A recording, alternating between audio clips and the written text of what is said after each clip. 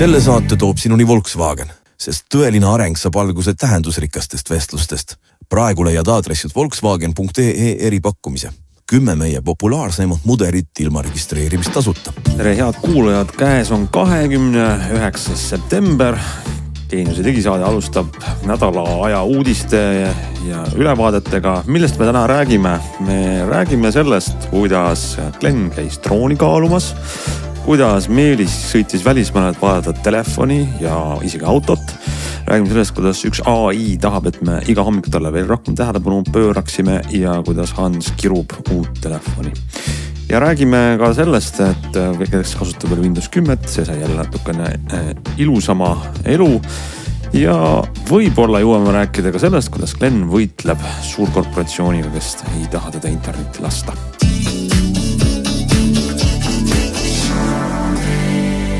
No nii, selline saade siis, nagu aru saite. Täna on stuudios Hans Lõugas, Meelis Vellomäe, Glen Pilvre ja võtame esimeseks uudiseks, et Meelis sinu välismaareisi. Sa käisid siin just IFA-l Saksamaa, nüüd sa läksid jälle Saksamaale.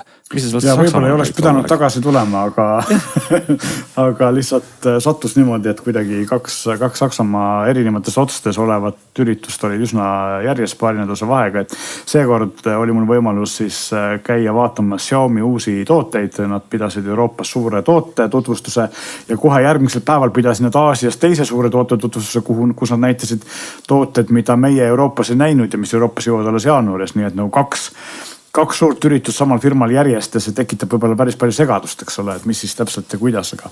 Vaata, mina nägin seda, et Xiaomi tõi välja uue telefoni, millel on 2 ekraani, esimene ekraan ja teine ekraan ja siis ma sain aru, et Meelis sa lähed Xiaomi telefoni vaatama, aga sa ei näinudki seda telefoni. Ja mina ei näinud neid ekraanidega telefone, mis on kurb, sest et minu arust ongi see natukene keeruline, miks nad nii tegid, et nad tegid ühel päeval Euroopas suure toote tutvustusest, tegid järgmisel päeval Aasias teise, kus oli palju põnevamad tooted, et need Xiaomi 17 ja 17 Pro, 17 Pro, 17 Pro Max, eks nüüd on ka nimed ja numbrid on nagu iPhone'il, eks ole.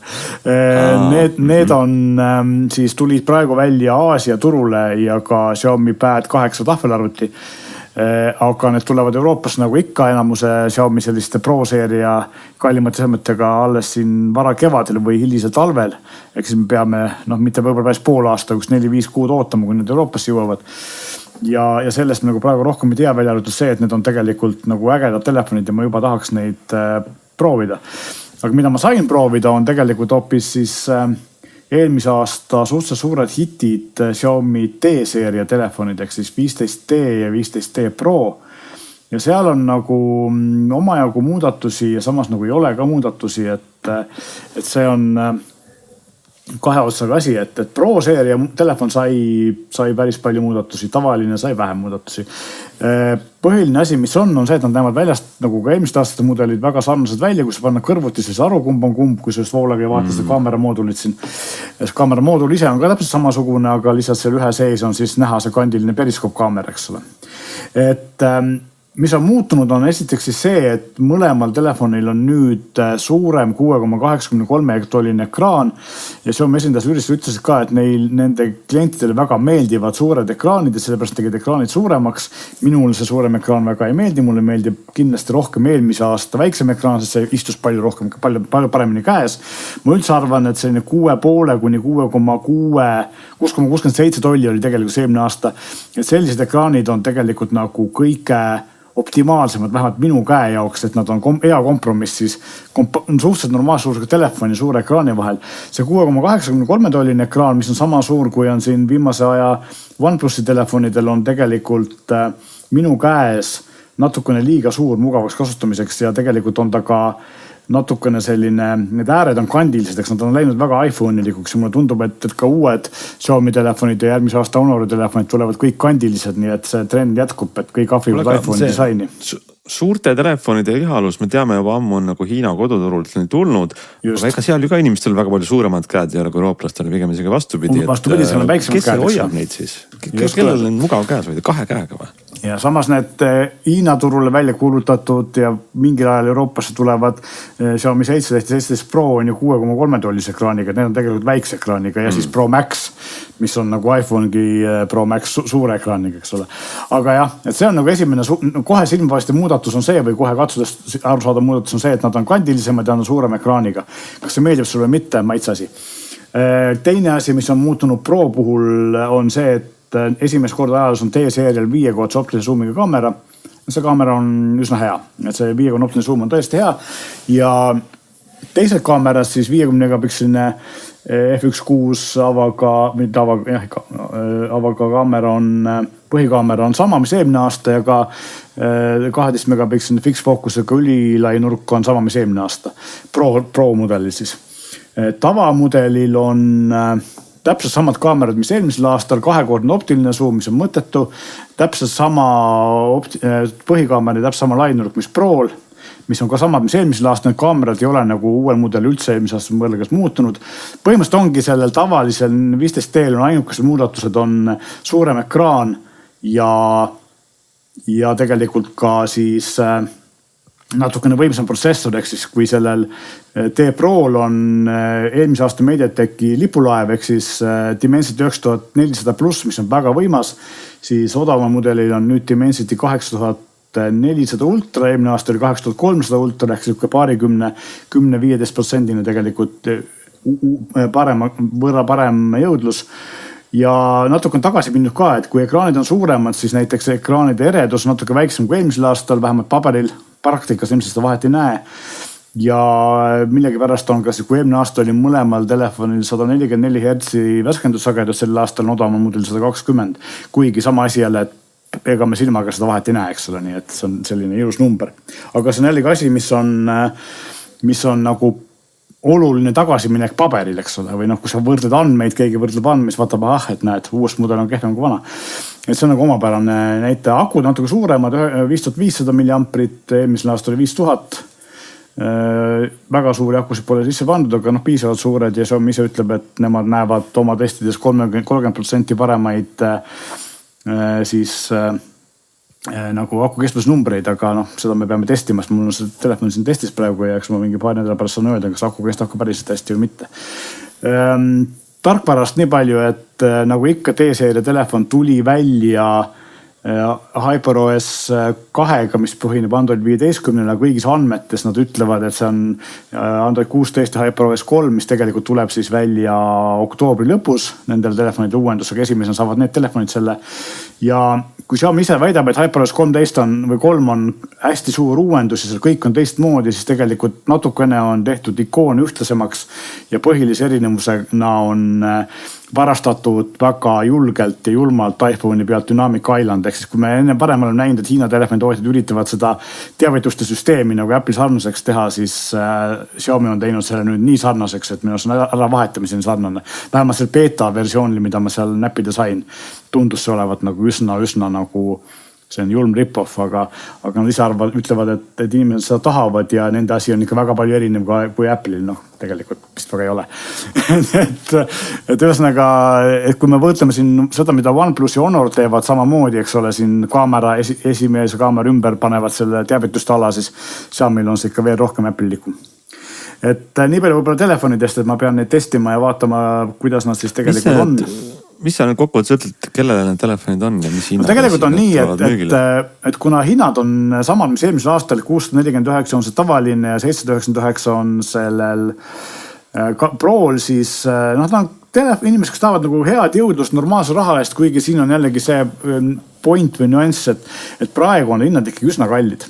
Ja tegelikult kõik teavad, et Xiaomi T-seeria on väga sarnane Samsungi Galaxy FE seerial, eks tegemist on sellise loss leaderil õige väljend, aga kampaaniatootega, mida siis väga agressiivselt allahindlustega turundatakse, et ma arvan, et hiljemalt jõuluks on nende telefonid hinnad kõvasti kukkunud kampaaniates ja siis on seda nagu mõistlik osta, et praegu näiteks sai ju minuga kevad tehtud testist sai tavaline 14 T sai teise koha piksli järel, sest et tegemist oli väga hea hinna ja omaduste suhtega telefoniga, eks ole, kuna hind oli väga heaks muutunud.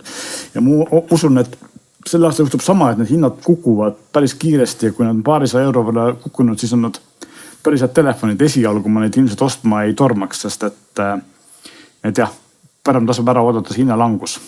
Et praegu on selle turul sama raha eest saab peaaegu selle 800 euro eest natukene rohkem saab Galaxy S20 5 Ultra näiteks osta või OnePlus 13 või mõne muu sellise tegelikult nagu võib-olla isegi veel parema telefoni. Nii et selles mõttes tegelikult läheb ta väga lähedale ka eelmise aasta, ma ei tea, iPhone 15 Pro võib-olla veel päris ei saa, aga ta väga kaugele ka ei jää. Nii et selles mõttes nagu see valik nagu selles hinnaklassis on nagu väga tugev ja Xiaomi ilmselt teeb seda ise ka, nii et ma näen või usun, seda muidu keegi on ametlikult kinnitanud, aga see strateegia eelmist aastat on olnud see, et tuleme kalli hinnaga ja siis pärast saame näidata -30% hinnalangust, eks ole.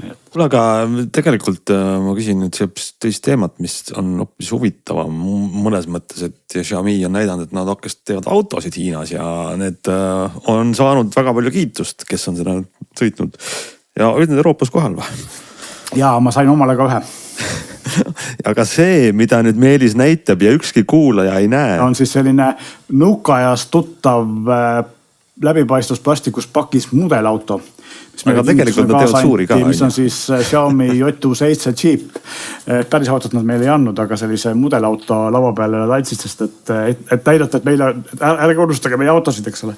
Aga tegelikult kollast värvi väga ägeda disainiga, väga ägeda värviskeemiga olid need autod ka tegelikult see messikeskusel näitusel väljas.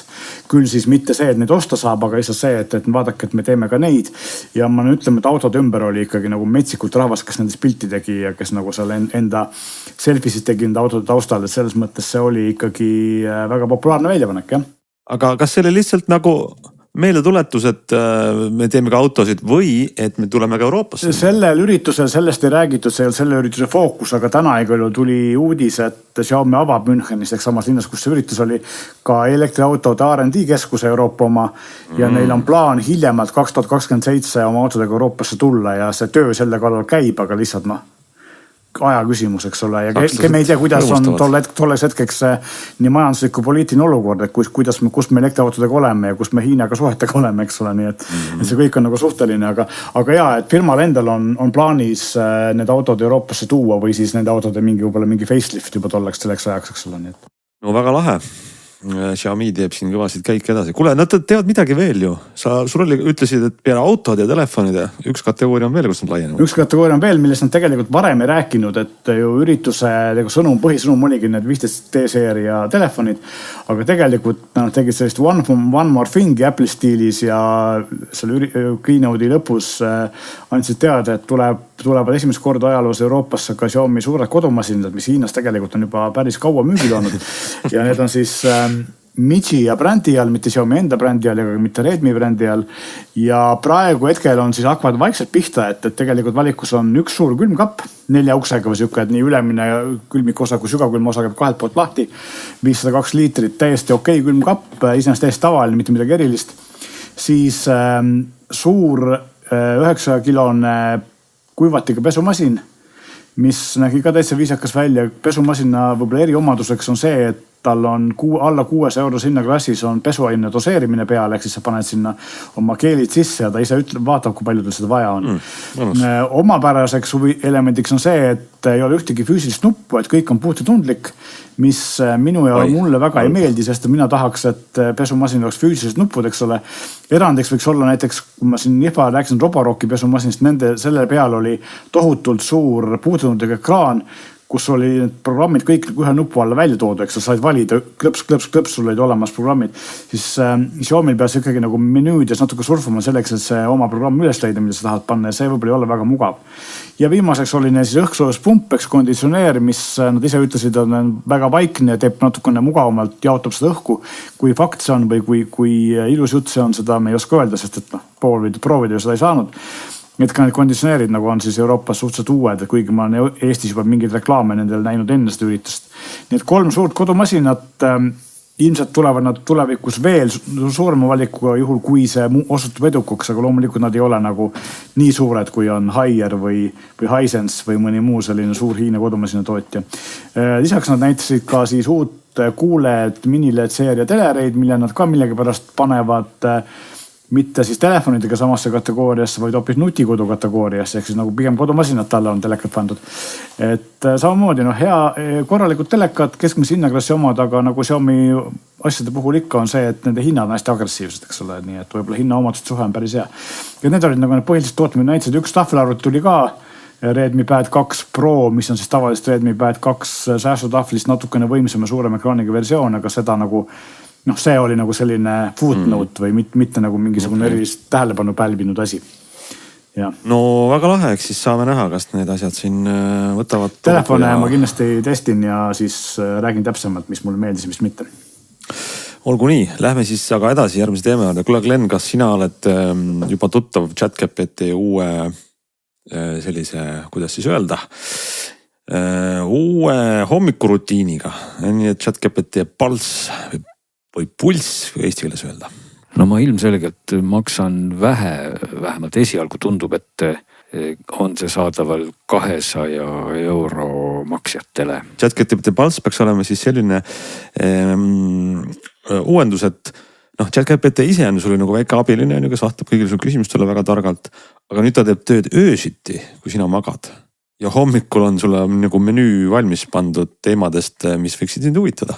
No midagi sarnast ju teeb Google juba ammu, ma küll ei tea, palju ta selle nimelt tööd teeb, aga kõik, kes Google'iga on kursis, teavad, et Google sulle sellist personaalset uudiste voogu komplekteerib sama moodi, aga ma ei tea, palju selleks vaeva näeb või kas ta tõesti öö läbi palehigis töötab selle nimel. Minust tundub see nagu samm selles suunas, et ChatGPT nagu toote mõttes ju tungib sinna otsingumootori asemele, et mida sa ei löö otsisõna Google'isse ja vaid nüüd tahab olla siis, nagu sa ütlesid, just nagu see Google, kes sulle pakub hommikused uudised või hommikupäeva teemad.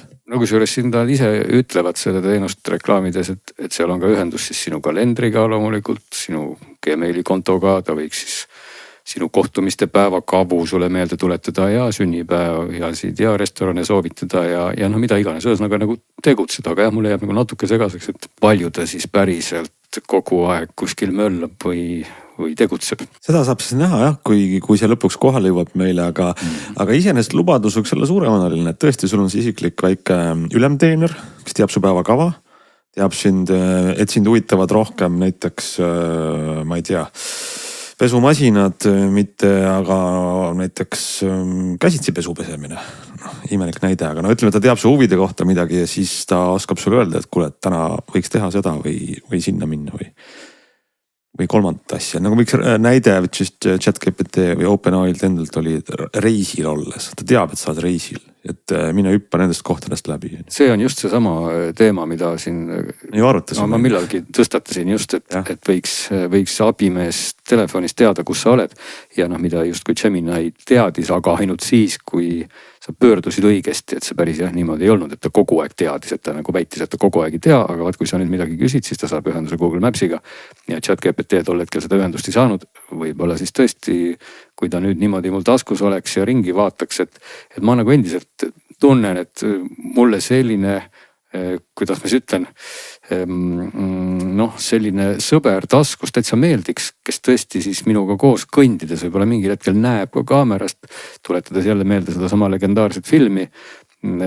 Ja ma saangi taga rääkida nii täitsa nagu vabas vormis, eks ole, et tema näeb seda sama pilti, mida mina näen. Ja see vestlus võikski väga loomulik olla, mis iganes teemadel, olgu see mingi liiklus või arhitektuur või mingid inimesed või loomad džunglis või tänaval või mida iganes. No ühesõnaga ChatGPT Pulse on kuskil juba väljas, meieni jõudmas, igatahes ootame sinult, Glenn, siis vaatame, et kas sa oled oma hommikutes veelgi rõõmsam AI-ga suhtlemises, kui ta jõuab sinuni või ei ole. Ja ma pean tunnistama, iga hommikul küll ei alusta veel ChatGPT-ga. Aga muide, see ongi nende jaoks see äri eesmärk, et sa alustaks ka hommikul. Võib-olla peaks, jah. Et keskmine kasutaja võtaks võimalikult vara selle äppi lahti. Nii, aga räägime edasi, ma tahan korraks kiruda. Enne kui ma sinult küsin, Glenn, sinu kirumise kohta, aga ma tahan kiruda seda, et me vist eelmine nädal ikka rääksime uuest iOS-ist ja macOS-ist, operatsioonisüsteemidest ja mina olen nüüd selle kasutajate grupi hulgas, kes ütleb, et ikkagi õudne asi on, pea valutab ja hambad on ristis ja tahaks nagu, mis pagana asi sealt tuli sealt Apple'ist see uus telefoni tarkvara. Selgita siis, mis on nagu probleemiks? Jah.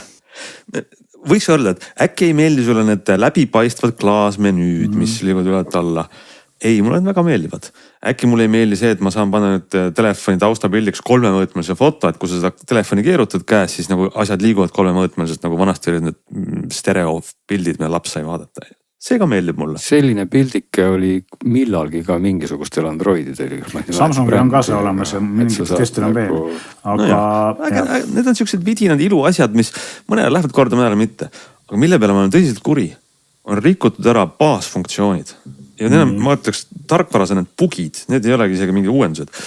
Ma teen lahti telefoni äpi ja siis on paras loterii, mis mulle vastu vaatab. See telefoni äpp, kas ta vaatab vastu minu lemmikkontaktid, kellele ma saan helistada, kas on lahti mõni kontakt, kellele ma olen viimaste päevade jooksul helistanud, aga ma ei ole täna, enne kui see telefoni äpi kinni panin, ta ei olnud lahti. Või on lahti see keypad, kus on need klahvid. Ja just praegu, kui ma olen telefoni äpi kinni, teen lahti, on hoopis uus asi mul lahti. Ja iga lühikese asja jaoks, mida mul eriti närve jääb, on teha 2-3 lisapuudutust. Ma helistada Glenn Pilvrele, ma vajutan Glenn, otsin Glenn, siis tuleb tema kontakt, siis on seal helistamise nupp, helistamise nupule ja ikka ma ei saa veel sulle helistada, siis tuleb mingid lisavalikuid, et sa tahad selle numbrile helistada. Ja sõnumitega sarnane lugu, teavitused. Väga tegelikult kaval asja on teinud Apple, mis nagu võiks teoorias olla super tark, et siin on telefonis sees lokaalne selline LLM, mingi keelemudel, et kui mulle tuleb ühest äpist 3 teavitust, see võib olla näiteks pood, mingi kaubamaja või mingi tähendab siis online pood, mis pakub mulle pakkumisi, mingisugune uudiste äpp, siis ta need 3 teavitust koondab üheks ja teeb siukse lühi paari märksõnaga teavituse. Näiteks, et mingi ajakiri teatis mulle 3 erinevat teavitust ja ütleb, et uudised, mingi Trump, välispoliitika, siis mingi kultuuri ülevaade ja mingi muu asi. Et koondab üheks 3.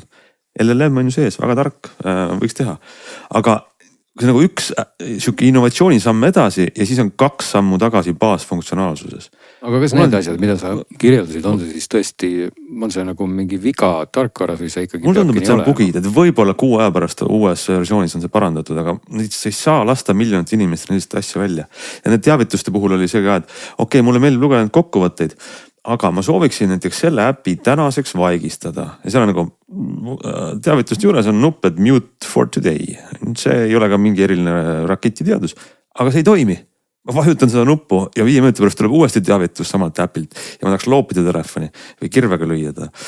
Ja no ma ei tea, kas nad on läinud üle päris AI programmeerijatele, mis nagu võrdub selline praktikantide tase koodis või miks nii palju vigu on sellest lõppkasutajateni jõudnud tarkvaras. Igatahes ma olen frustreeritud. No ma proovisin ka uut Mac OS-i, aga tuleb küll tunnistada, et peale välimuse ma ei ole tuvastanud seal muutusi, aga see on selgelt minu probleem, et ta näeb ka ilusam välja ja on selline kena taustapilt seal, vesi vuliseb ja kivid on meres ja nurgad on ümmargusemad ja. MacOS on ilus, mulle ka meeldib, aga mõlema puhul, nii MacOS-i kui iOS-i puhul ikkagi üldine trend ma näen, on mõlemal puhul on nii telefoni kui arvuti jäänud aeglasemaks. Minul küll. Seda ma ei olegi täheldanud, aga sul on ju nüüd mingisugune 4 või väga mul on mingi super M, aga seal ei ole mul peal veel viimast. Ma panin selle küll oma vanemale Eerile. Läbipaistvad klaasiefektid vajavad siis rohkem jõudlust. Neil on hästi palju animatsiooni juurde keeratud ja ma ei teagi, kas seda kritiseerida või mitte. Sulle muidu üldiselt animatsioonid meeldivad või mitte? Sest ma tean, et ka iOS-il on see seal accessibility seadetes on see valik, et seda animatsiooni vähendada. Mina näiteks Androidi puhul teen seda alati, sest mulle ei meeldi liigsed animatsioonid, mulle tundub, et teevad telefoni aeglasemaks. Ma olen neutraalne, minust on okei, kui inimene on kinni keerata ja see on täitsa okei. Mina keeran Androidi puhul alati kinni ja kui ma olen mõnda iPhone'i testinud, siis ma olen ka enamasti need mõne aja pärast kinni keeranud. Ja see on niimoodi, ongi nagu sa ütlesid maitse asi, mida ma ei salli on see, et kui sa teed nüüd ägedad animatsioonid, mis võiks mõnedele inimestele meeldida, et nad ütleme aastavanuse telefoniga tunduvad aeglased. Okay, see on küll kehv. Kusjuures, kui me iPhone'ist räägime, siis seal Saksamaal käies meie seal selles mõttes seal üritusel oli hästi palju erinevaid tehnikuajakirjanikke ja mul jäi mulje, et Apple on ikkagi vaikselt ka Euroopa turgu vallutamas, sest et kui vanasti tehnikaajakirjanikud on need inimesed, kes tavaliselt tihti kasutasid Androidiga telefonist, neile kuidagi meeldib see vabadus rohkem, siis väga palju oli näha iPhone'i ja kui ma korraks mõtlesin, et äkki on siis nagu praegu see aeg, kus kõik testivad 17, eks ole, siis hästi palju oli ikka näha nagu vanemaid Pro'sid, 16 Pro'd ja 15 Pro'd, millel nagu 3 kaamerast on näha, et see on Pro, aga see kaamerasaar on veel nagu vanamoeline, eks ole, nii et ei ole 17, kuigi mõnda 17 Pro'd oli ka näha. Aga on näha, et nagu varasemast rohkem tundus olevat siis Euroopa ajakirjanike käes iPhone, kui ma varem olen näinud. No, põlvkonna vahetus on ju, tundub. Kusjuures ei olnud seal ka väga palju nagu nii super noori inimesi, et selles mõttes nagu tehnikaajakirjanike maailm on pigem siuke vanemate inimeste maailm ja noored on kõik influencerid ja YouTuberid, eks. Tõsi. Ma tahaks veel kiirelt lihtsalt Apple'i kiituseks ikkagi öelda seda, et need tarkvara uuenduste puhul või ka opsüsteemi uuenduste puhul, mis ikkagi arvutit puudutab, et nagu selline põhivälimuses ja kasutatavuses õnneks ei tehta mingisuguseid kardinaalseid muutusi, et tegelikult nii see 26 kui ka eelmine opsüsteem kui ka üle-eelmine ja isegi mul oli siin vanal iMacil veel peal, ma isegi ei mäleta, kui vana opsüsteem. Kõik näevad tegelikult välja väga sarnased ja väga ilusad. Et kui ma siin vahelduseks jälle kasutan Windowsit, siis hakkavad kõik karvad ikka vaikselt nagu püsti tõusma, et ilmselt mulle ei sobi see visuaalne pool, mis seal on, et kuidagi Windows või Microsoft, et neil tuleks ikkagi palgata mõned teised disainerid. Jaa, Microsofti häda on see, et kuidagi kaootiline on see. Muudatused on järsud, ootamatud ja mitte ühtlased, eks erinevate asjade vahel. Sa ütlesid nii hästi seda praegu, et ma pean hakkama niidi otsast kinni ja see on suurepärane viis, kuidas teha üleminek järgmisesse teemasse kiirelt. Ütleme siia vahele. Inimestele, kellele meeldib vana Windows, ei taha uuendada, nendel on hea uudis. Nimelt Windows 10. Teatavasti, kellel veel arvutis on Windows 10, siis oli viimane tärmin lähenemas 14. oktoober, millal Microsoft ütleb, et turvauuendused enam ei tule, tugi lõpeb Windows 10, et kui sa seda edasi kasutad, sa jääd üksi.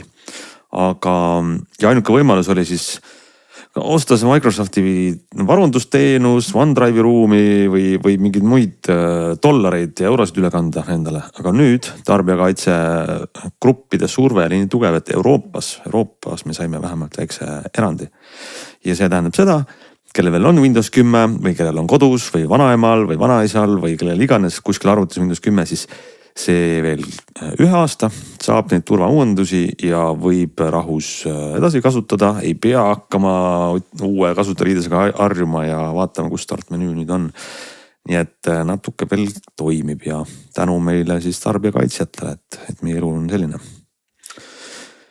Aga tegelikult ma tahaks tagasi Glen sinu teema juurde tulla ja alustame siis vigade parandusest. Me rääkisime eelmine saade DJI droonist, mille nimi oli Mini 5 Pro ja kiitsime, et näete kui äge droon ja üks insener oli kõvasti tööd teinud, et lihvida maha need grammid, nii et ta 249 grammi. Ja me muidugi eksisime ja uskusime siin andmeid, mida me ei kontrollinud, aga Glen, kas sina oled nüüd kontrollinud, et me saame õiget juttu rääkida see saade? No jaa, meile tuli ka kirju postkasti, kes kohe viitasid sellele teemale ja teema just sel ajal, kui meie saade siis eetrindus, sel ajal ka see teema kogus maailmas pöördeid ja lendas jõudsalt ringi. Ja iseenesest on see tegelikult täiesti mõttetu teema muidugi, sest et tegelikult ei ole mingit vahet, kas mingisugune asi, mis nüüd õhus lendab, kaalub grammi rohkem või vähem. Aga jällegi teiselt poolt vaadates on see äärmiselt huvitav teema ja sel teemal saab väga pikalt rääkida, sest et see on absurdne ja omamoodi ka naljakas. Ehk et teatavasti siis on 250 grammi Euroopa lennuohutusameti poolt sätestatud kaalukategooriate üks piirpunkt. Seal on neid veel, need vist vastavad nagu C0, C1, C2, niimoodi hakkavad nad riburada pidi minema. Ja vaat see C0 siis kehtib 250 grammini. See ei tohi olla 250, see peab olema alla 250. Siis droon liigitub kategooriasse C0.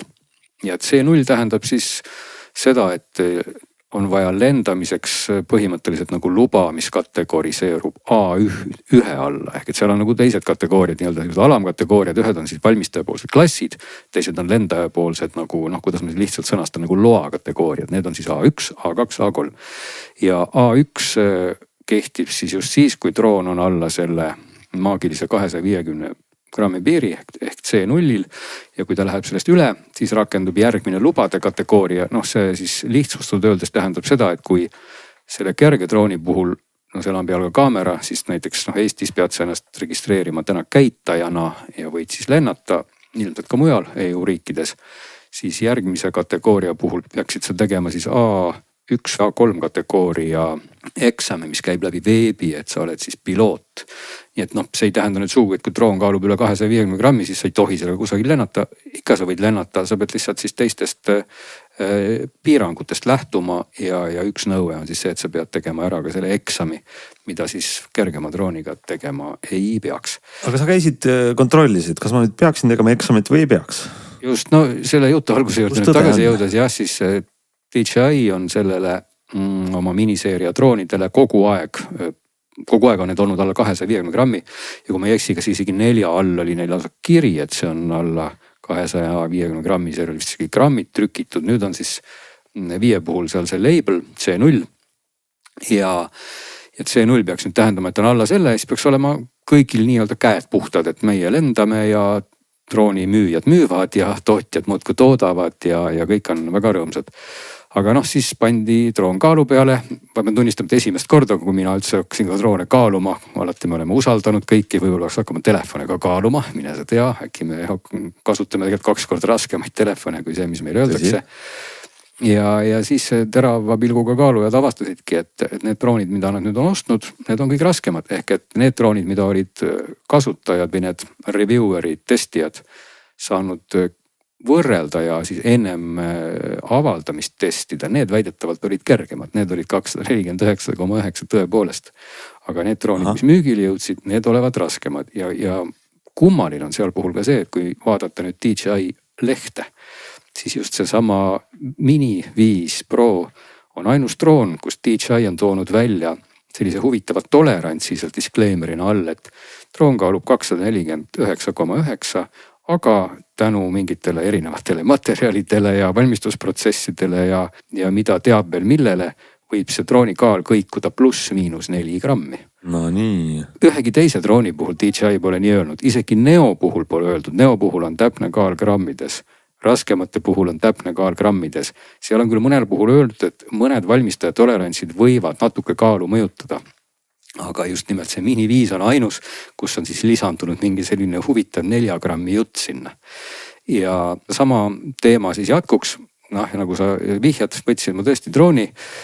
Droon.ee-st oli see kohe neil hopsti olemas ja läksin sinna kõrvale siis kullapoodi. Kristiine keskuses on kullapood, kes kaalub kulda. Ja ilmselgelt võiks neil olla täpne kaal. Ja see kaal näitas siis ka selle letist võetud drooni kaaluks tõepoolest 252,215 grammi ehk nagu tuhandiku täpsusega. Nii et jah, see vastab ka sellele, mida enamik neid kaalujaid netist on selle drooni kaaluks saanud. Mis see nüüd siis tähendab, et kui mul on, ma tean inimesi, kes selle drooni ostnud ja kel pole eksami luba teinud. Ja kui sa vaatad seda drooni, sa ei näe seal mingit lisa küljes, mis 3 grammi võiks põhjustada, aga kui mis ma teha saaksin, siis kas ma lihvin maha sealt natuke plastikut 3 grammi võrra ja siis on nagu legaalne ilma eksamita seda lennutada? No ütleme jah ja ei. Olenevalt regioonist. Nimelt on selgunud peale seda möllu, mis siis internetis lendu läks, et tegelikult ikkagi C0 sertifikatsioon on kehtiv Euroopas. Ja miks see nii on?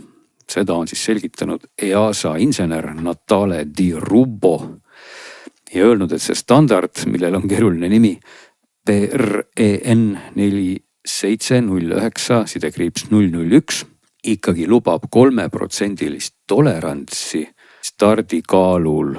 Kui tolerantsi piiresse jääb kaal, antakse ikkagi välja see sertifikaat. See on iseenesest selline üsna nagu uus info, vähemalt seni igal pool ringi vaadates ei ole kusagil mingisugusest 3% juttu olnud. Aga tõesti, võib-olla see on seal standardi sees siis nii sügavale ära peidetud, et see ei olegi olnud avalik info. Ja igal pool seadusandlikes materjalides on kogu aeg juttu just sellest 250 grammist. Ehk et kui vaadata ka meie transpordiameti või mis amet see on, kes reguleerib siin kogu seda lendamist ja seaduseid. kõikil on juttu tegelikult 250 grammist, aga see siis puudutab just nimelt selle drooni sertifitseerimisprotsessi ja sealt on siis välja ilmunud see maagiline 3%, mis tegelikult selle drooni puhul tähendaks lausa 7 grammist kaalu erinevust, mis on ausalt üsna märkimisväärne number, et kui see nüüd tõesti kõikides kategooriates on selline tolerants, no siis tekib küsimus, et noh, mis siis üldse siin pingutada nii väga, et miks see droon siis vabalt ei võiks ka kaaluda juba 257 grammi ja omada võib-olla suuremat akut. See on nagu natukene kummaline asjade käik, et kas see on siis nüüd tõesti nii või on DJI seal mingisugust survet avaldanud, no võta see kinni. Aga igatahes, kui seal on nüüd C0 peal, siis väidetavalt Euroopas on korras, olgugi et seaduseid vaadates endiselt ka kasutajal igal sammul on kirjas ja drooni müüjal samuti, et ta peab veenduma, et see droon tõesti kaaluks siis alla 250 grammi või vastaks sertifikaadile. Nii et noh, ilmselgelt, kui ta nüüd sertifikaadile Euroopas vastab, noh siis justkui peaks olema kõik ikkagi hästi, vähemalt sellise loogika baasil. Aga Ameerikas on lugu halvem. Ameerikaga on ikkagi selline seis, et seal EASA mingisugust sõnajõudu ei oma, sest tegemist ei ole Euroopa, tegemist on Ameerikaga. Ja seal on siis asutus nimega FAA ehk Föderaalne lennunduse administratsioon, kes ütleb, et 250 grammi on 250 grammi ja seal on samuti siis mingisugune seaduse pügal 14 CFR osa 107 ja seal mingisugusest tolerantsidest juttu pole.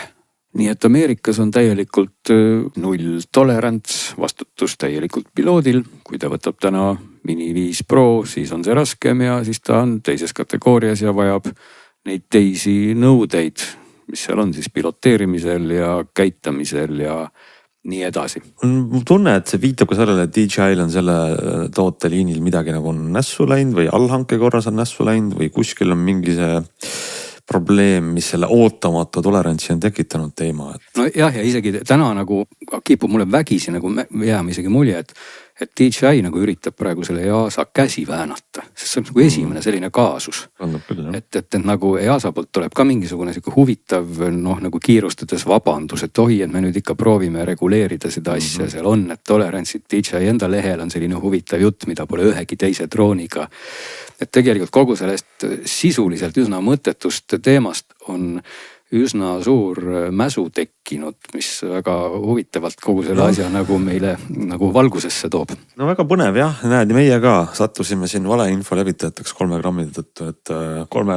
Jah, et ei saa öelda, kas see info nüüd vale oli, sest et tegelikult DJI ju ise ka sedasama infot meile ütleb, 249,9 grammi peaks see droon kaaluma.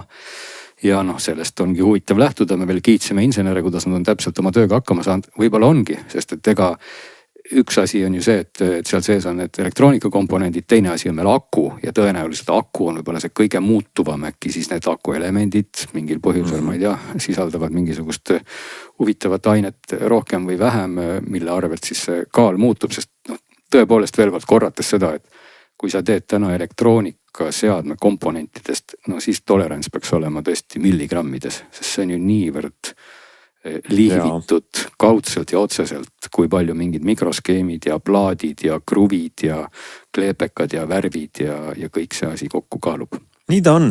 Lähme siis aga edasi järgmiste teemade juurde, mida me tahame täna jagada ja selleks on Meelis ja Glen, te vist mõlemad olete nüüd siin kuulanud uut paari kõrvaklappe ja vaja selgeks vaielda, kelle kõrv on kuningas. Lasen kõigepealt Glenil rääkida. Klappide puhul on tegemist siis Bowers & Wilkinsi ehk BMW BX8 S2-ga.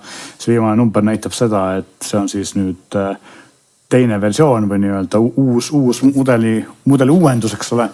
Ja võib-olla Glen ütleb, mis mulje kiirel kuulamisel talle jätsid. Minu kuulamine oli tõesti erakordselt kiire, selline mõõdetav ka milligrammides umbes, et millisekundis, jah. Ja no kui ma ütlen, esimene mulje ei ole väga halb, aga ei ole ka mingisugune nüüd, et oi, et lõpuks on olemas kõrvaklapid, mida kõik peaksid ostma, et see kõlapilt on selline hästi bassine, natuke vähem on seal keskmisi sagedusi ja suhteliselt teravalt on seal kõrgeid sagedusi. Ehk et kokkuvõttes mul nagu esimene mulje oli see, et ma ühendasin need telefoniga ära ja siis ma kohe arvasin, et niikuinii, et Meelis on pannud sinna mingisugune kuritahtliku sellise loudness funktsiooni sisse või mida iganes, noh, mis nagu tõstab bassi ja siis keskmisi surutab ja kõrgeid jälle kergitab. Aga seda etteruttavalt öeldes Meelis ei olnud teinud, aga siis ma üritasingi nagu äpi kohe ära tõmmata, et panen ta siis käima ja kohe vaatan seal need ekud ja settingud üle. Ja siis esimene komistuskivi oli see, et ma ühendasin kõrvaklapid Bluetoothiga enne ära ja siis tõmbasin selle äpi ja siis äpp ka ühendus kenasti nii-öelda kõrvaklappidega ära, leidis nad kõik ülesse ja siis käskis mul kinnitamiseks viibata üles-alla ja kuvas mulle mingit toitenupu pilti ja siis hakkas see olukord, kus ma hakkasin vandesõnu kasutama, sest ükskõik mida ma tegin ja viipasin ja siis ma ikka nühkisin neid klappe ja lülitasin seda nuppu ja ma ei saanud sealt mitte mingi nipiga edasi, aga noh, selle probleemi siis lõpuks lahendas see, kui ma unustasin need klapid telefoni jaoks ära ja lähenesin läbi äppi, et ma ei ühendanud siis neid nagu enne Bluetoothi külge nagu ära ja panin siis äppi ja panin äpid nagu enne käima, lasin äpil leida need klapid ja siis tõesti ta tahtis lihtsalt seda toitenupu vajutust, mis eelmisel korral ei töötanud, aga siis ta hakkas tööle. Ja noh, pean kahjuks ütlema, et ma ei leidnud sealt jah, et Meelis oleks kuidagi kuritahtlikult equalizer'it eelreguleerinud minu jaoks, et tegelikult equalizer oligi nullis. Seal oli vist kas mingi natural või mis iganes setting ja sellisena nad karbist võttes kõlavad. Et bassi sealt ja sellise nagu loudness graafikuga, aga mitte jah, nagu talumatult halvasti, kindlasti mitte, et seal ei olnud nagu sellist tunnet, et midagi õudselt segab või nii, et ta oli selline kõlaprofiil, mida võib-olla tõesti vaiksemalt kuulates siis ongi mõnus kuulata, et sul on niisugune bassine ja võib-olla noh, niisugune säravam sound, keskmisi on vähem, aga kui sa tahaksid jah, sellist stuudioklappide niisugust detailsust ja keskriba, seda on nagu pigem seal vähem, aga sa saad equalizeriga seda niivõrd kuivõrd muidugi turgutada, ma ei mäleta, Meelis saab kohe parandada, seal vist oli 5 või 6 ribaline või noh, 10 päris ei olnud, vist oli 5. Oli 5 jah. Et saad 1,2 said teha ja noh, müra summutust ka põgusalt proovisin, see tundus mulle ausalt väga hea. Et ei saa nagu halba sõna öelda, nii et minu poolt selline hea koolipoisi keskmine hinne neile. Nüüd saan mina rääkida kõigest sellest, kuidas me Gleniga üldse nõus enamuse nende, või ütleme nii, et siis ma olen nõus sellega, mida Glen ütles, aga ma näen seda asja teistmoodi. Hakkame võib-olla sellest pihta, et mürasummutus ei ole hea, ei ole ka halb, aga ta on täiesti keskpärane. Ta on sarnane Sennheiser Momentum 4-ga, Sonos S-iga, ta jääb kõvasti alla AirPodsile, Sonyle, Bose'ile, eks ole. Noh, ma ütlen enda kaitseks, mul ei olnud ka võrdluseks praegu kõrvale võtta siia ühtki nagu paremat klappi, et ma panin sellise mürina käima ja siis vaatasin, kuidas summutub, see summutus. Ja aga samas nagu võib-olla tootja kaitseks saab öelda seda, et punkt 1 on see, et sellest mürasummutust tegelikult piisab, sest et ta ikkagi summutab tänava müra üsna efektiivselt ja ka passiivne mürasummutus on okei. Ja kui sa paned sinna mingi muusika mängima, siis see ju ka ikkagi maskeerib natuke seda väljavõtt heli või siis tulevat heli. Ja teine asi on see, et tegelikult kuigi tegemist üsna kallite klappidega, siis selles klassis ehk siis selliste kallite juhtmevabade klappide klassis on mürasummutus kõigil üsna kehv. Ehk siis need nii-öelda tehnikafirmad ala või kes on sellele pühendanud aastakümneid nagu Bose või Sony või viimasel ka Apple, nad lähenevad selle teistmoodi, et neil on umbes mürasummutus esimene ja helikvaliteet teine, siis sellistel BMW tüüpi firmadel on see asi nagu vastupidi, eks ole. Aga teine asi, millega ma Gleniga nõus ei ole või selles mõttes, et näitab seda, kui erinevalt me asju kuuleme või kui erinevalt me asju hindame, on see, et mina saan täiesti puhta südamega väita, et tegemist on konkurentsitult parima heliga juhtmevabade kõrvaklappidega, mida mina kunagi kuulnud olen. Eriti just suurte kõrvaklappidega. Ma olen kuulnud mõningaid parema heliga klappe, aga need on kõik juhtmega. Ja teine asi, mida ma kohe ütlen, kui Glen ütles, et tuleb equalizeriga peale kaasa aidata, siis need klapid olid ka minu kogemuses vist ainsad, kus ma tundsin, et mul ei ole kunagi elus vaja kasutada equalizerit, sest et see tuuning oli minu jaoks nii täpselt paigas, see oli minu jaoks nii meeldiv ja ma küll puudutasin equalizerit ka, sest ma tahtsin testida ja vaadata, mis ta teeb sellega, eks ole. Aga tegelikult kõigil teistel klappidel mul on olnud vaja ja näiteks siin Nothingu klappide puhul, mida me hiljuti testisin, millest me rääkisime, oli vaja ikka nagu kõvasti equalizerit tuunida selleks, see heli nagu mõistlikuks saada. Siis seal oli see heli nagu vaikimisi minu jaoks eriti hea. Ja kui sa ütled, et passi on palju, siis jah, passi oli ilmselt ka palju, aga mina olengi nagu selles mõttes ma olen Gleniga nõus, et kui mina olen see inimene, kes reeglina siis muusika kuulamiseks keerab oma equalizeri veekurvi nii-öelda kõrged ja passid ülespoole, siis nende klappidel ma ei pidanud seda tegema, eks ole. Ei pea kindlasti mitte. Ja teine asi on see, et kui sa passi tugevusest rääkides, minu arust nagu see pass oli küll tugev, ta oli minu jaoks piisav, võib-olla mõne jaoks liiga piisav, aga samas teistpidi oli see, et see bass oli selge, näiteks kui sa võtad Sony klapid, paned ta vaikimisi profiili, siis bass on minu arust ka üsna, Sonyl on ka üsna bassiline heli, eks ole, aga see bass on siuke mudasem ja kumisev ja nii edasi Sonyl. Ja teine asi, millega ma Gleniga kindlasti nõus olen, on ka see, ma kirjutasin oma testi ka selle, et kesksagedused on vähem välja toodud kui nii mõningatelgi konkurentidel ja võib-olla mõned inimesed, eriti mingid rokisõpradel on võib-olla vaja seda keskmist osa nagu equalizeriga juurde aidata, eks ole, et minul seda ei olnud vaja, aga ma tunnen seda, et võib-olla see on vajalik. Nüüd, kui ma räägin nagu helist veel, siis üks asi on see, et mis teevad nagu need klapid minu jaoks heaks, kaks asja. Esimene asi on see, et nad on ma kuulsin muusikas detaile, mida ma ei ole varem kuulnud, mis on nagu ja mida ma arvasin, ma ka ei kuule selles mõttes, et oma nagu suhteliselt kehvade kõrvadega. No neid detaile muide segan kohele kuulsitegi täpselt selle pärast, et nad on üsna palju kõrgeid sagedusi boostivad ja sellist kõrget keskmist, et nad toovad väga esile seda sära, et samas vaata, mäletad, me rääkisime, et kõrged sagedusi on boostitud ka XM6-tel ja siis nendel BMW odavamatel mudelitel, eks ole. Ja nende odavamate mudelite puhul ma tundsin, et kõrgeid on nagu liiga palju või võib-olla selline kõrgkeskmine mingi 10 või 8 kilohertsi osa oli nagu sealt boostitud rohkem ja see häiris mind rohkem. Kuigi ta oli okei, aga ta häiris mind rohkem. Siin ta ei häirinud niimoodi. Ehk siis ma kuulsin selle asju, mida ma tavaliselt ei kuulnud, hoolimata sellest, et see muusika, eks, mis tuleb, on ju Bluetooth'is on kokku pakitud, eks ole. Ma kuulasin mõlemad, muuseas nii üle Bluetoothi kui ka siis juhtmega FLAC-i ja mõlema puhul oli siis nagu üsna hea. Teiseks on siis see, et korraga on need klapid väga andestamatud vigade suhtes, ehk siis nagu Glen oskab seda kindlasti paremini kommenteerida, aga seal on ikkagi see, et kui sa kuulad mingit lugu, üks asi on see, et kui sa kuulad mingit lugu, mida sa oled varem korduvalt kuulnud ja sa kuuled sealt detaili, mida sa varem ei kuulnud, teine asi on see, et sa kuuled ka ikkagi kardinaalset vahet salvestuse ja masteringi kvaliteedis, mida sa kehvemate klappide puhul ei pruugi kuulda, eks ole. Ja teine asi on see, et kui sa kuuled mingit sõnalist asja, ehk siis podcast ja audioraamatust, sa ikka kuuled nagu veel rohkem seda, kas kellelgi on kehv mikrofon või kas raamatulugeja keerab lehte, eks ole, või ma ei tea, liigutab tooli, eks ole, liheleb seal, et sellised asjad on nagu ikka oluliselt rohkem kuulda kui odavamatel klappidel.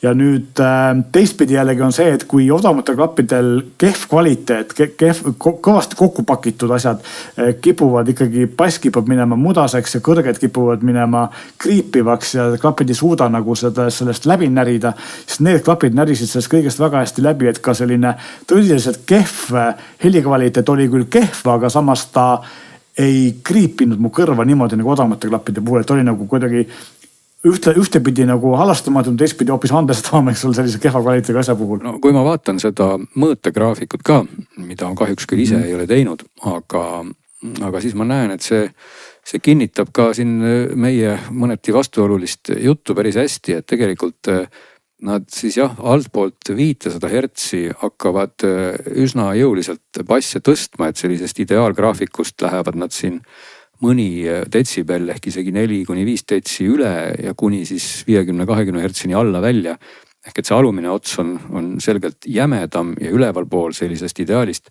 Ja küll siis see keskmine osa on enam-vähem ideaali lähedane, aga kui nüüd ütleme selline, kuidas ma ütlen, kui ma kuulan ka oma neid kiidetud ja standardiseerunud minu kõrvade jaoks stuudioklappe MDR 7506, mis rõhutab keskmist võib-olla mõnevõrra rohkem, siis siin on 1000 kuni ütleme 4000, 1000 kuni 3000-ni, isegi pigem 4000-ni jah, on on pigem nagu, ei ole küll auku, aga ei ole veel ka mingit tõusu erinevalt sellisest ideaalgraafikust, kus võiks juba olla inimese kõrva jaoks siis seal 2000 juures tõus. Ehk tegelikult siis, et need sagedused, mis on siis keskriba, selline infosagedus seal kuni 4000 hertsini, seda nad mängivad selgelt vähem, aga vaat siis tuleb sihuke väga järsk tõus.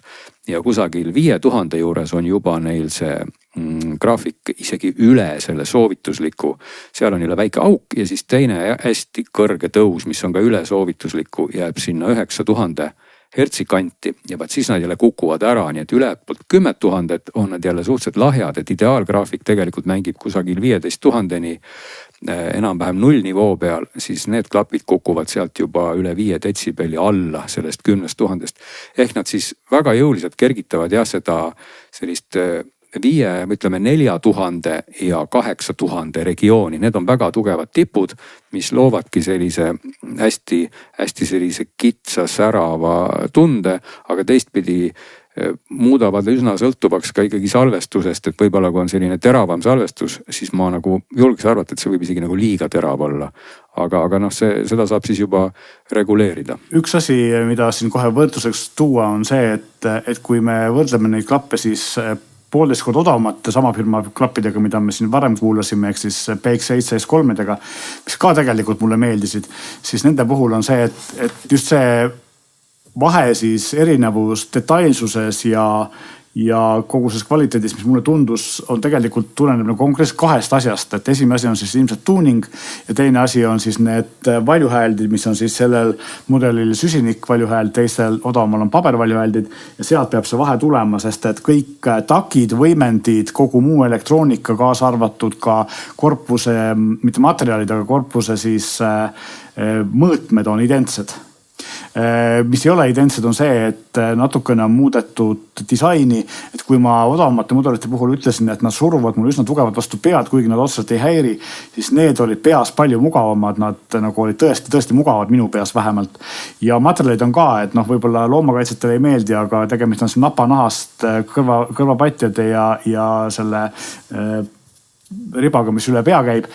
Ja samuti siis selline, noh, mul 2 värvi must, siuke pruunikas, see pruunikas oli siis meil testis ja huvitav disaini element on see, et kaabel on siis punutuna toodud välja sinna selle kõrvavõru peale, et kõvasti sinna kinni kleebitud, et võib-olla ma ei tea, kui tugev või töökindel see on, eelmisel mudelil seda ei olnud niimoodi välja toodud, aga see näeb nagu ilus välja.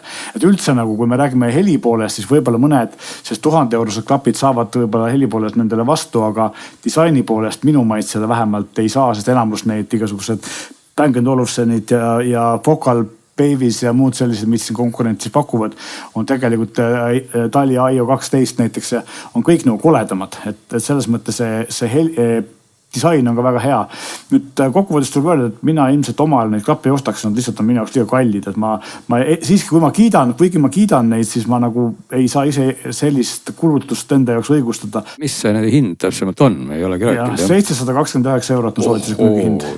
No ja mingi hetk nad ilmselt kukuvad alla 600. Nad on nagu, Bang & Olufsen, Bowers & Wilkinsi kõige kallimad klapid, eks ole. Aga ma ütlen, et enamus konkurente, millega nad konkureerivad siin, ma just ütlesin, Bang & Olufseni H95 ja Tali IO 12 on ikkagi see 1000 eurosed klapid, eks ole. Nii et selles mõttes nad ei ole nagu omas klassis, ei ole tegelikult väga kallid. Aga jah, et selles mõttes nad on minu jaoks liiga kallid ja kui sa raha lugema ei pea, siis minu soovitus nad igal juhul saavad, sest mulle need klapid väga meeldis nii disaini kui heli poolest. No vaat ma nüüd seda hinda kahjuks või õnneks enne ei teadnud. Nüüd ma sain teada, kui ma ikkagi tegelikult, kui ma seda hinda nüüd kuulen ja siis ma neid klappe ka uuesti kuulaksin, siis ma nagu ütleks küll, et ma oleks arvanud, nad on sellises 300 euroses klassis seal möllavad või 300-400 sees, et kui isegi ma meenutan siin neid, kas olid vist JBL Tour One M3, mida ma hiljuti kuulasin. Ma ei tea, kas meil sina ka neid kuulasid? Ei kuulanud, aga eelmised JBL-i mudelid olid kindlasti kõvasti kehvemad, nii et. Vaat no äkki siis ma peaks need veel kord sulle tooma. Mul praegu küll läksid need küll tagasi, aga ma võin need ilmselt uuesti veel korra prooviks võtta. Et need klapid ju maksavad 350 eurot ja kõlavad ka väga-väga hästi. Et üldse mitte kuidagi pidi niimoodi subjektiivselt mõttes kindlasti mitte halvemini kui need Powersid, mis on ju põhimõtteliselt 2 korda kallimad. Mina mõtlen, et mina olen viimasel ajal ma olen võrrelnud, eks ole, olen kuulanud XM6-tesid, siis neid 300 euroseid Nothingu klappe ja siis nende samade Bowers & Wilkinsi odavamat mudelit ja nendest kõigist oli need klapid minu jaoks ikka peaaegu üle. Nendest 300-400 eurostest klappides siis.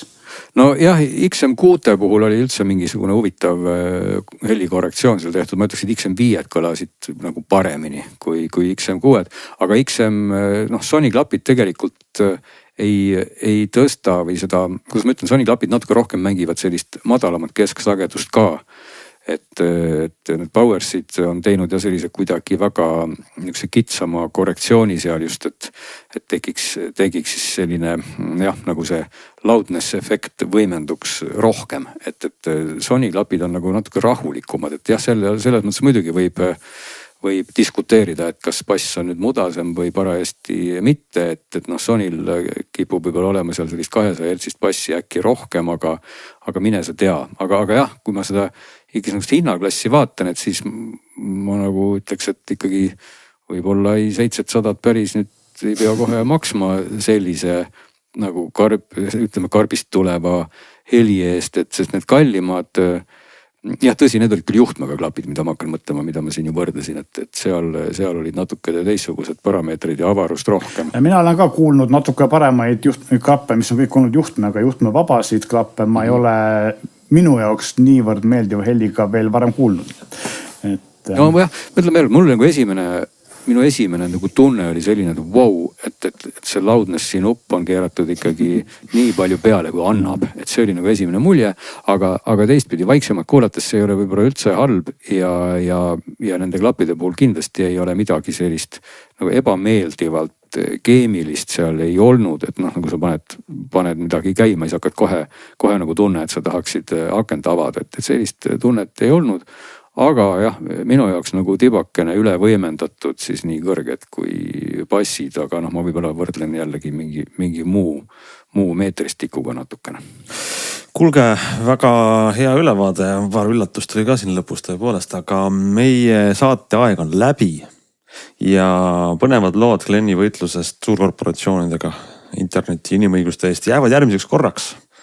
Ärme veel reeda, mis seal kõik juhtus, aga te kuulete Glenni, selles mõttes kuulsite täna, et lõpp hea, kõik hea. Olen ikkagi olemas, jah, ütleme, et nädal oli intensiivne, suhteliselt ühepoolne, aga see eest huvitav, natuke meenutas ka seda DJI grammide asja, et palju, kuidas ma ütlen, see on see Eesti vanasõna oli, et palju kära ja vähe on villa või? Ja, aga jätame selle nii-öelda õhku rippuma, et mis siis juhtus ja mida me siin võib-olla teistel õppida oleks sellest.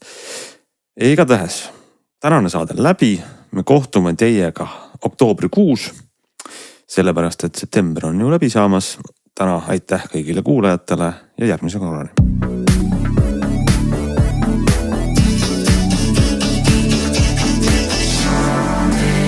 Saadet toetab Volkswagen, luues elukestvaid suhteid